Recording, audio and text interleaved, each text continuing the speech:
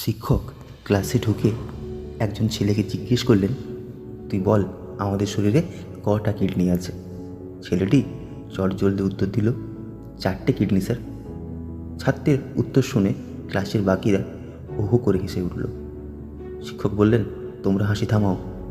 তারপর আরেকটা ছাত্রকে বললেন, এবার তুই দাঁড়া।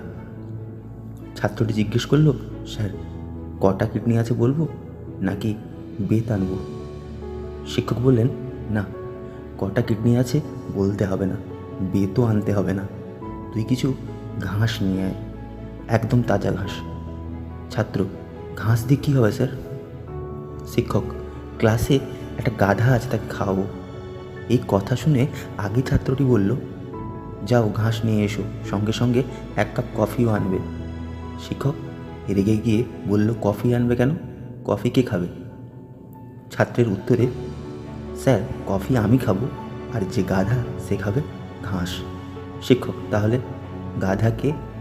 ছাত্র, স্যার আপনি জিজ্ঞেস করেছিলেন আমাদের কটা কিডনি আছে, আমার আর আপনার মিলিয়ে তো 4টে কিডনিই আছে না, তাহলে আমি নিশ্চয় গাধা নই। শিক্ষক রেগে, তুই খুব বেশি বুঝিস, যারা বেশি বোঝে পরীক্ষায় তাদের আমি 0 দিই, অতএব তুইও একটা নয় 2টো 0 পাবি। ছাত্রের উত্তর, পরীক্ষায় আমাকে 2টো 0 দিলে আপনারই ক্ষতি হবে স্যার। সবাই বলবে আপনার ছাত্র ডবল গোল্লা পেয়েছে, এতে আপনারই বদনাম হবে।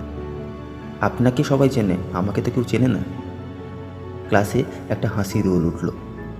পরীক্ষায় শেষে ওই শিক্ষক ছাত্রের খাতায় একটা নোট লিখেছিলেন, তুই প্রতিদিন ক্লাসে যে বুদ্ধিমত্তার পরিচয় দিস এবং বুদ্ধি দিয়ে সবাইকে হাসাস, তাতে আমার বিশ্বাস আছে একদিন হয়তো কেউ আমাকে চিনবে না, তবে তোকে সারা পৃথিবীর মানুষ অবশ্যই চিনবে। আমি তোর জন্য এই খাতায় আশীর্বাদ রেখে গেলাম। সেদিনের সেই শিক্ষকের আশীর্বাদ পরবর্তীতে সত্যি হয়েছিল। ওই ছাত্রটি ছিলেন চার্লি চ্যাপলিন, যাকে প্রায় সব মানুষ চেনে।